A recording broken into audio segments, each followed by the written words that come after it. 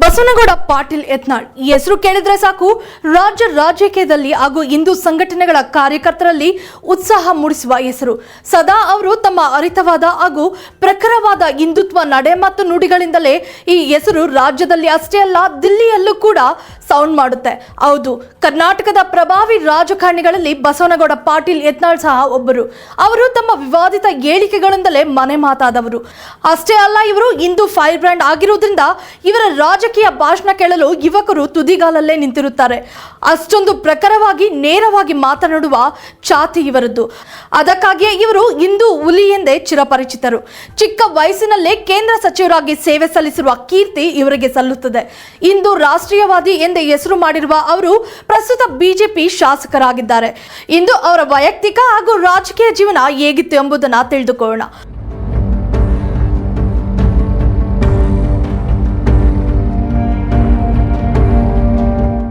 ಬಸವನಗೌಡ ಪಾಟೀಲ್ ಯತ್ನಾಳ್ ಅವರು ವಿಜಯಪುರ ತಾಲೂಕಿನ ಐನಾಪುರದಲ್ಲಿ ಡಿಸೆಂಬರ್ 13, 1963ರಂದು ಜನಿಸಿದರು. ಅವರ ತಂದೆ ರಾಮನಗೌಡ ಪಾಟೀಲ್ ಅವರು ಮೂಲತಃ ಕೃಷಿಕಾರರಾಗಿದ್ದರು. ಯತ್ನಾಳ್ ಅವರು ಶ್ರೀಮತಿ ಶೈಲಜಾ ಬಸವನಗೌಡ ಪಾಟೀಲ್ ಅವರನ್ನು ಮದುವೆ ಆಗಿದ್ದಾರೆ. ಈ ದಂಪತಿಗಳಿಗೆ 2 ಮಕ್ಕಳಿದ್ದಾರೆ. ಇನ್ನು ಬಿಕಾಂ ಪದವಿ ಪಡೆದಿರುವ ಯತ್ನಾಳ್ ಅವರ ಮೂಲ ಉದ್ಯೋಗ ವ್ಯವಸಾಯ. ಅವರು ಪ್ರಬಲ ಪಂಚಮಸಾಲಿ ಸಮುದಾಯಕ್ಕೆ ಸೇರಿದವರು. ಅದಕ್ಕಾಗಿ ಪಂಚಮಸಾಲಿ ಮೀಸಲಾತಿ ಹೋರಾಟದಲ್ಲಿ ಸ್ವಪಕ್ಷದ ನಾಯಕರು ಸೇರಿದಂತೆ ಮಾಜಿ ಸಿಎಂ ವಿರುದ್ಧವೇ ತೊಡೆತಟ್ಟಿ ನಿಂತವರು. ಯತ್ನಾಳ್ ಅವರು 1994ರಲ್ಲಿ ರಾಜಕೀಯ ಬದುಕನ್ನು ಆರಂಭಿಸಿದರು.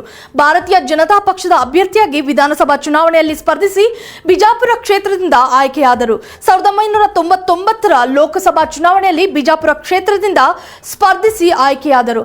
ಮತ್ತೆ 2004ರಲ್ಲಿ ಲೋಕಸಭಾ ಚುನಾವಣೆಗೆ ಮರು ಆಯ್ಕೆಯಾದರು. ಅವರು ಸೆಪ್ಟೆಂಬರ್ 2003ರಿಂದ ಮತ್ತೆ 2004ರವರೆಗೆ ಕೇಂದ್ರದಲ್ಲಿ ರೈಲ್ವೆ ರಾಜ್ಯ ಸಚಿವರಾಗಿ ಸೇವೆ ಸಲ್ಲಿಸಿದರು.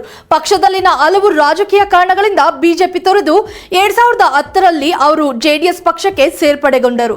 2013ರ ಕರ್ನಾಟಕ ವಿಧಾನಸಭೆ ಚುನಾವಣೆಯಲ್ಲಿ ಅವರು ಜೆಡಿಎಸ್ ಅಭ್ಯರ್ಥಿಯಾಗಿ ವಿಜಯಪುರ ಕ್ಷೇತ್ರದಿಂದ ಸ್ಪರ್ಧಿಸಿದರು.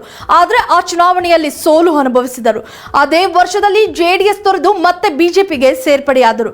ಆದರೆ 2015ರಲ್ಲಿ ಕರ್ನಾಟಕ ವಿಧಾನಸಭಾ ಪರಿಷತ್ತಿನ ಬಿಜಾಪುರ ಸ್ಥಳೀಯ ಪ್ರಾಧಿಕಾರಗಳ ಅವಳಿ ಕ್ಷೇತ್ರಗಳಿಗೆ ಸ್ವತಂತ್ರ ಅಭ್ಯರ್ಥಿಯಾಗಿ ನಾಮಪತ್ರ ಸಲ್ಲಿಸಿದರು. ಆ ಚುನಾವಣೆಯಲ್ಲಿ ಭಾರೀ ಮತಗಳಿಂದ ಗೆದ್ದು ಬಿಜೆಪಿ ಪಕ್ಷದ ನಾಯಕರನ್ನು ಸೋಲಿಸಿದರು. ಇದು ಬಿಜೆಪಿ ನಾಯಕರ ಅಸಮಾಧಾನಕ್ಕೆ ಕಾರಣವಾಯಿತು. ಈ ಹಿನ್ನೆಲೆಯಲ್ಲಿ ಅವರನ್ನು 6 ವರ್ಷಗಳ ಕಾಲ ಭಾರತೀಯ ಜನತಾ ಪಕ್ಷದಿಂದ ಹೊರಹಾಕಲಾಗಿತ್ತು.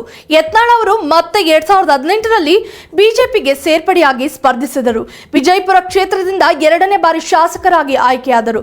ಪ್ರಸ್ತುತ ವಿಜಯಪುರ ಕ್ಷೇತ್ರದ ಶಾಸಕರಾಗಿರುವ ಅವರು ಪಂಚಮಸಾಲಿ ಮುಖಂಡರೆಂದೇ ಪರಿಗಣಿಸಲ್ಪಟ್ಟಿದ್ದಾರೆ. ಪಂಚಮಸಾಲಿ ಮೀಸಲಾತಿ ಹೋರಾಟದಲ್ಲಿ ಅವರು ಸದಾ ಮುಂಚೂಣಿಯಲ್ಲಿರುತ್ತಾರೆ.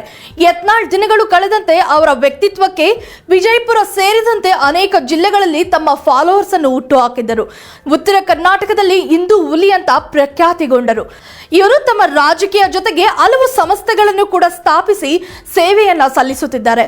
ವಿಜಯಪುರದ ಶ್ರೀ ಸಿದ್ದೇಶ್ವರ ಸಂಸ್ಥೆ, ಶ್ರೀ ಸಿದ್ದೇಶ್ವರ ಸೂಪರ್ ಬರ್ಮೂರ್ ಸಂಸ್ಥೆ, ಸಿದ್ದಸಿರಿ ಸೌಹಾರ್ದ ಸಹಕಾರಿ ಸಂಘ, ಸಂಗನ ಬಸವ ಅಂತಾರಾಷ್ಟ್ರೀಯ ವಸತಿ ಶಾಲೆ, ಗೋರಕ್ಷಾ ಕೇಂದ್ರ ಹಾಗೂ ಶಿವಕುಮಾರ ಸ್ವಾಮೀಜಿ ಶುಗರ್ಸ್ನ ಸಂಸ್ಥಾಪಕ ಹಾಗೂ ಅಧ್ಯಕ್ಷರು ಕೂಡ ಆಗಿದ್ದಾರೆ.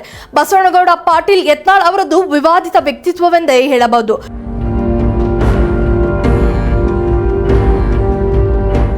ರಾಜ್ಯ ಬಿಜೆಪಿ ನಾಯಕರಾದ BS ಯಡಿಯೂರಪ್ಪ ಅವರು ಮುಖ್ಯಮಂತ್ರಿಗಳಾಗಿದ್ದಾಗ ಅವರು ಅವರ ಪುತ್ರ ವಿಜೇಂದ್ರ ಅವರನ್ನು ನೇರವಾಗಿ ತಮ್ಮ ಕಠೋರ ಮಾತುಗಳಿಂದ ತಿವಿಯುತ್ತಿದ್ದರು. ಇನ್ನು ಇವರು ತಮ್ಮ ಪಕ್ಷದ ಜಿಲ್ಲೆಯ ಸ್ವಪಕ್ಷದ ನಾಯಕರು ಮತ್ತು ಮಾಜಿ ಬೃಹತ್ ಹಾಗೂ ಮಧ್ಯಮ ಕೈಗಾರಿಕಾ ಸಚಿವ ಮುರುಗೇಶ್ ನಿರಾಣಿ ಅವರನ್ನು ಪಂಚಮಸಾಲಿ ಮೀಸಲಾತಿ ಹೋರಾಟದಲ್ಲಿ ಮೋಸ ಮಾಡಿದ್ದಾರೆ ಎಂದು ನೇರವಾಗಿ ಅವರ ಮೇಲೆ ವಾಗ್ದಾಳಿ ನಡೆಸಿದ್ದರು. ಹೀಗಾಗಿ ರಾಜಕೀಯದಲ್ಲಿ ಯತ್ನಾಳ್ ಮತ್ತು ನಿರಾಣಿ ಈಗಲೂ ಬದ್ಧ ವೈರಿ ಎಂದೇ ಗುರುತಿಸಿಕೊಂಡಿದ್ದಾರೆ. ಕೋಮು ಗಲಭೆಗಳಿಗೆ ಸಂಬಂಧಿಸಿದಂತೆ ವಿವಾದಿತ ಹೇಳಿಕೆಗಳನ್ನು ನೀಡುವ ಯತ್ನಾಳ್ ಹಿಂದೂ ಸಂಘಟನೆಗಳಿಗೆ ಪ್ರೀತಿ ಪಾತ್ರರು. ಇತ್ತೀಚೆಗೆ ವಿಧಾನಸಭಾ ಚುನಾವಣೆಯಲ್ಲಿ ಹೀನಾಯವಾಗಿ ಸೋತಿರುವ ಬಿಜೆಪಿಗೆ ಕೆಲವು ಹಿರಿಯ ನಾಯಕರ ಹೊಂದಾಣಿಕೆಯ ರಾಜಕಾರಣವೇ ಕಾರಣ ಎಂದು ಹೇಳಿದ್ದರು. ಇನ್ನು ಈಗಿನ ಸಿದ್ದರಾಮಯ್ಯ ಅವರ ಸರ್ಕಾರವನ್ನು ಸಮರ್ಥವಾಗಿ ಮಾತಿನಲ್ಲಿ ಕಟ್ಟಿಹಾಕುವ ಧೈರ್ಯ ಇರೋದು ಯತ್ನಾಳರಿಗೆ ಮಾತ್ರ ಎಂಬ ಮಾತುಗಳು ಕೇಳಿ ಬರುತ್ತಿವೆ.